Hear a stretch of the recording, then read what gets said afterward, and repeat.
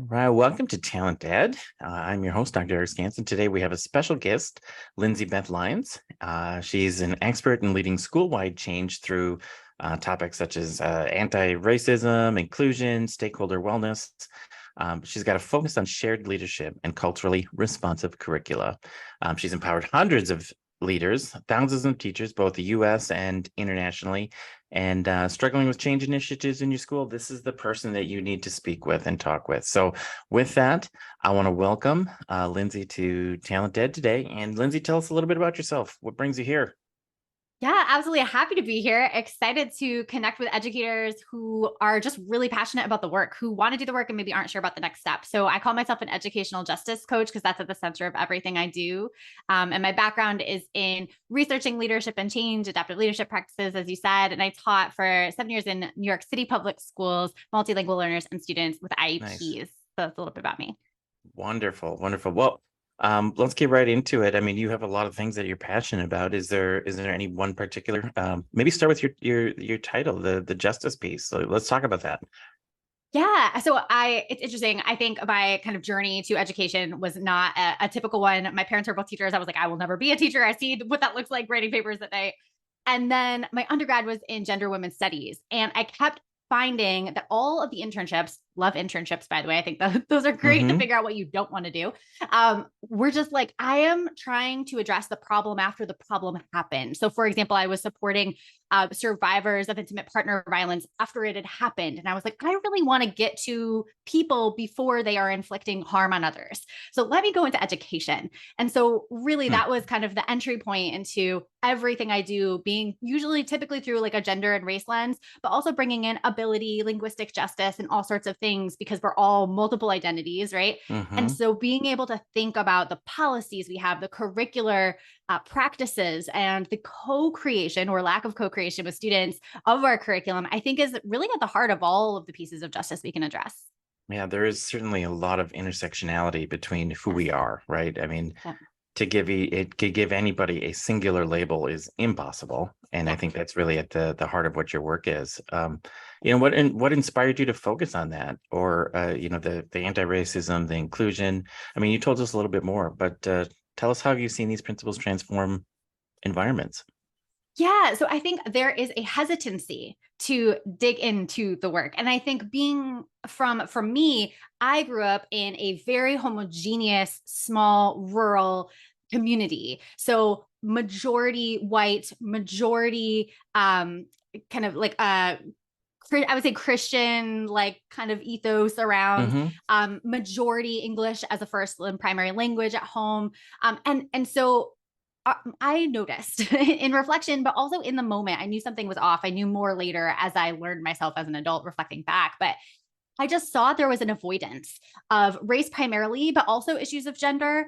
And it's interesting in my scholarship, in my writing, I've worked with Dr. Cherie Bridges Patrick. We've developed some things around how to name what's going on, and Mm-hmm. avoidance is a very common one. So in our world, in politics nationally, for example, we often see kind of the fighting, the entrenchment of like I'm on this side, you're on this side. When we talk about either race or sometimes economics or Mm-hmm. gender, specifically thinking about transgender issues and concerns. And often what we don't dig into is these other two quadrants that we talk about. So one is avoidance. I'm just going to avoid it altogether. Mm-hmm. And another one is intellectualizing, which is really what we do, I think, as white folks often is like, we're going to have this academic conversation about race because it doesn't touch me emotionally Right. in the same way, right? And so just digging into that, having these conversations and teaching in predominantly Black and Brown schools as a white educator early on in my career as well, like that all comes to life. You see that impact immediately, and you see what the avoidance of the conversations about race and about for my students who are trans, right? Like being able to have that conversation is a starting point for reckoning with the injustices that are happening. And if we don't dig into it, like we're just harming people, right? We're harming Mm-hmm. communities. You have to lean in. Yeah. I've heard of this analogy once. It's like dancing. You can, if you lean in, or if you try to avoid dancing with your partner, it gets awkward and you don't really know where everybody's going. Mm. Uh, but if you can actually get to this point where I'm not sure, I'm going to lean in and just go with it. Yeah. and dance with it, dance with the fear, it is much more manageable. So I think that's always a good visual to think about, like awkward dancing or like dancing with the stars dancing. Which one do you want to do? That's great. Uh, Explain this concept further. So and you share an example of how recognizing the difference has led to successful change in school settings, right? So instead of avoiding, we actually recognize the difference. Yeah. Tell us some more. Yeah. So one of the things for me that is solidly in my mind as an example of what not to do, because I think we learn the most from the failures. Mm-hmm. I was in a position where I was coaching a turnaround school. So this is a school that has not been serving its students well. State was brought in. I was a consultant for the state, and we're having a conversation around priorities. So that's kind of the entry point to our strategic planning. This is a big moment.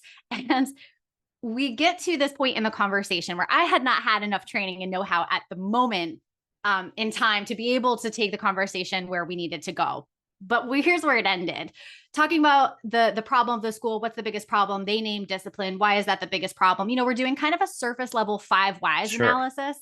And so we don't get to the root cause. We get to, so students, they're a discipline problem because they're wearing hats and hoods. And what's the why underlying that? Oh, they don't understand why, maybe at best case scenario, and worst case scenario, they don't respect us as adults. And so that's where we ended. That led into a very different set of practices than what I would have done, reflecting back on that and saying, For sure. why do students, not respect these rules? Were they invited?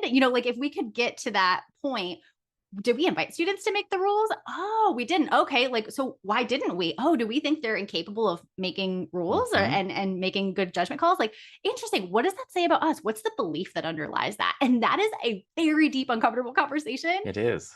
But it would have been such a different transformative outcome had I done that work of shifting us over and getting to the belief. There's many opportunities there where I think adults lean into control. Yeah. That's where they come at these conversations, whether it's parenting or teaching or even administrators, they lean in on control when what if our starting point was voice or input or love or kindness? Like, what if we could choose a different spot to start instead of control? Yeah. Your work emphasizes this idea of like shared leadership and amplifying voices of student teachers, families. How, when you're working with schools, how do you help leaders set up structures that offer tangible benefits to some things that you've witnessed in schools? Like, how do you get them to embrace this approach? That's such a good question. So I would say the vast majority of people that I work with are ready to do it, and they're just not sure about the how. So I like your question about structures because that's usually it, right? I don't have to do a lot of convincing around like students are great at this, because most of the leaders are like, yeah, I know students would be great. I just don't know how to actually get it to work. How to bring them in. Yeah. And so my research, actually, my doctoral research was around what are the mechanisms that enable student voice to thrive and not be either tokenized or kind of surface level, or actually create almost like an animosity, which can happen sometimes if there's not like a true partnership between youth and adults. And so what I found were these 7 things. So one is a mindset. You got to embrace the radical collegiality, they call it, which is, I love that idea of seeing students as colleagues. You have to build a representative leadership team where students are equal to or greater than the number of adults. That's mind blowing for some people. They're like, oh, we have a student on the board, but not more than one. And that's a silencing effect we found. When there's only one person, right? Then you're just like, I don't really want to talk. And then we have to clarify when students are part of the conversation and when it's just like a principal decides or something, right? Because there are cases where it's like, got to make a decision fast, move it along. It's not every student or every conversation you're bringing students in for. We need to have students be empowered to research themselves and conduct research in their communities. So the 10 students who are trained in this research approach, go get me the feedback from your communities in this authentic way. We got to train them in the research to do that and bring it back, which I think we often overlook. University partnerships are really great for this. They'll come in and help train. So your teachers don't even have to do it. Meet consistently is the 5th one. So we've seen examples where kids are just totally turned off by the idea when all of a sudden it's like, oh, we're meeting during your ELA class. So you either have to skip ELA and take the F on that test, or you miss this meeting. And then having engaging pedagogy that's accessible for every student. So baked into the class, we actually build the skills for leadership. So Mhm. I've seen really cool examples of this. One is they took their government class, which is usually senior year in the high school, put it in freshman year and said, this is how we engage in government activities. And then they were like, you are Nice. part of the government of the school. And then the last one, and honestly, this is the one that makes most people be like, oh, I'm out, is recognition and compensation. So we can recognize students, but do we compensate them? Do we compensate them with money, or at a minimum, maybe like food or credit or Mhm. some other thing, you know? Yeah, there's different ways to do that. Yeah. Yeah. I love this idea of collegial collaboration with our Yes. students, our constituents. They are often a lost voice in the work Mhm. that we do, Yeah. because you know what, we're the adults and we know best, right? Why would we ask them? Right. That Very was common. that was a little heavy on sarcasm there. Um, let's come back to to that in a little bit, because I do want to come back to the collaboration opportunities. But there's another piece that I think is very relevant of what you offer. You offer support in designing, engaging, culturally responsive, project-based curricula. Tell us more about that. What is that? Yes. So I think instruction and curricula is at the heart of everything we do. So we can talk about policy all day, but if the day to day, what students are doing is not culturally responsive and sustaining, like it affirms students' identities, it brings joy into the classroom for all students. I'm drawing on Dr. Goldie Muhammad here a little bit, but it also like engages their criticality. So it engages them in conversations about justice, both in their communities and outside of it, and gets them to analyze beyond kind of that surface level analysis that we talk about in like ELA class Hmm. with like this removed book that is not part of our lives. And I think we can do that. And specifically, what I do is I help to create something with teachers in 2 days that is a unit outline that makes space for co-creation with students later. Mm, So what I don't want is for teachers to kind of lay out, and I've done this as a teacher, lay out, here's exactly what I'm going to do, and then be unresponsive to what the students want, because we get new students usually every year, right? And so hmm. that changes. How do we flex with them, and how do we design for that co-creation, which is a tricky balance of we're going to have a plan, and we need to be good enough on our feet and equipped enough to be able to pivot and change and adapt to the students in front of us. Wow, I like that. Student voice and choice in more than just what's for lunch, right? Yes. I think we Yes. can do better. We can do better. Agreed. Okay, so let's come back to collaboration. For leaders and educators who want to work with you, what would they expect? Yeah. So I think my kind of like the thing that has my heart is curriculum boot camp, which is that 2 day experience of like work with the department. We take 2 full days. And I think this really has a place in my heart because this is what someone gave me, an administrator and a coach gave me as a teacher. And it transformed just my teaching experience, Hmm. like my love for curriculum design and all the things. When you can get people together and say, you don't have to worry about, going back to class after this 2 hour break or whatever, and you can just thoroughly just design and get creative and just collaborate with your team in a way that you don't usually get, honestly, it is just magic making. It is beautiful. I've seen people completely revise their history curriculum. So history is big now. Like people are like, we need to rework it. So lots of history departments have spent 2 days and just completely rethought how they're even approaching the units, what they're centering, whose stories they're centering, what questions they're asking, Hmm. and how students are really applying it to current events. So that's another thing I do where I think about like just at a pedagogy level, how are we interacting with students? How are we facilitating student discussion and student inquiry so students can take it in whatever direction they want? We don't have to say, this is the current event we're going to talk about, but how do we actually create the structures like Circle, for example, where Hmm. we have every single student speak in a lesson? I'm very inspired by the book Street Data. They talk about a pedagogy of student voice, and they say 75% of every class should be student speaking, which is just not what we usually see, No, right? it's And so, not. No, it is how do not. we do that? And that's what I Uh, do. so, I mean, you would be available, virtual coaching Oh, calls, yeah. like self-paced online courses. Like, how Yep. how do we engage with you? Yeah, so great question. So I do live PD both in person and virtually. So we could do department wide, staff wide kind of stuff. I also do leadership coaching. I'm experimenting right now with this really cool. It's like customized coaching is kind of the tentative Hmm. idea through something like Slack, where I think this would be great for new teachers, or maybe like a department chair or like a new AP or something, where it's like, I have a lot of questions about this new role I'm in. I just want to ask someone, even if it's 9 p.m. at night, and I want an answer within 24 hours from Mm-hmm. someone outside of my like context, because Mm-hmm. sometimes I just need an outsider's opinion. So there's that's in the works. Lots of cool stuff going on there. Wow. Yeah. Okay. And of course, if you want to work with Lindsay, School Pro would be happy to get you connected, no matter where you're at these days. Lindsay, I do have a few more questions for you. This is the lightning round, the Awesome. either or questions. If you were back in school, would you rather sit through project-based learning or traditional lectures? Oh, Which one? project based. Softball. That was a softball. Coffee or tea during coaching calls? If you're doing a call, do you fuel up with coffee or prefer calming tea? Tea. Okay. Early bird and night owl. When Early you're bird. creating engaging curricula, are you burning the midnight oil or are you rising with the sun? Got to be first thing. Yep. First thing in the morning. Physical workbook or digital guide? Do you like to have the scratchy pencil or do you want to click clack away? I have to go digital because I can find it better later. But the experience of writing, so I'm also a poet. There's something there. Maybe that's a whole nother show. Yes. If you could go back in the front lines, would you rather be the superintendent managing big picture for the day or teacher shaping young minds for the day? That is the hardest one. I think on the day to day, I'd want to see kids. Teacher. There you go.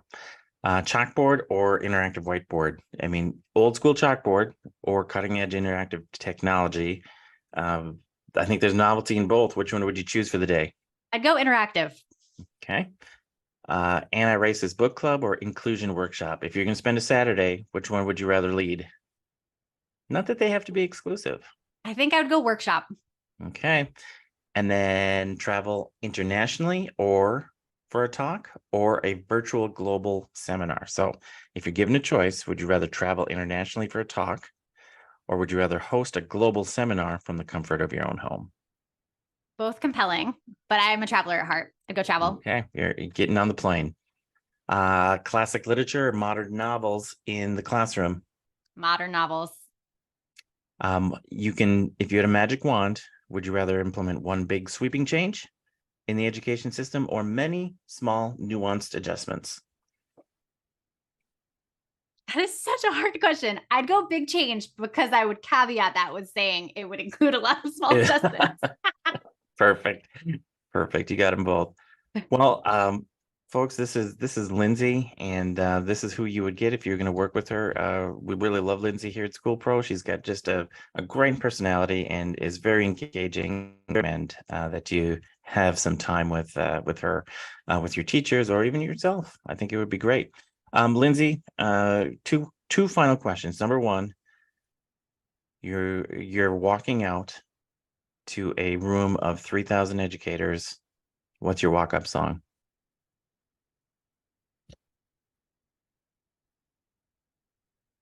It's so hard. I have a playlist of walk-up songs, and I don't know that I can choose one. I think Good as Hell by Lizzo. Oh, excellent choice. And then finally, what is your call to action for anybody that's listening today? I think I love the idea of the lean in the dancing metaphor. So I may say, find whatever metaphor works for you, whatever thing clicks in your mind, to just ask a deeper question, even when it feels uncomfortable. I think we learn so much from asking a deep question. And so if that's something like, how might we adjust our history curriculum? How might we invite students into this conversation about grading policy that we're going to change this year? Whatever it is, if we just ask the question and then sit back and listen, we're going to learn a lot. Awesome. Be curious, right? Lean in, dance, and be curious. All right, everybody. Thank you for tuning into this episode of TalentED. Thank you, Lindsay, for joining us today. If you enjoyed this episode, please subscribe, leave us a review. If you have any other suggestions for future topics or guests, please let us know. And until next time, keep learning, keep growing, and stay PKS, which is positive, kind, and supportive. Goodbye, everybody.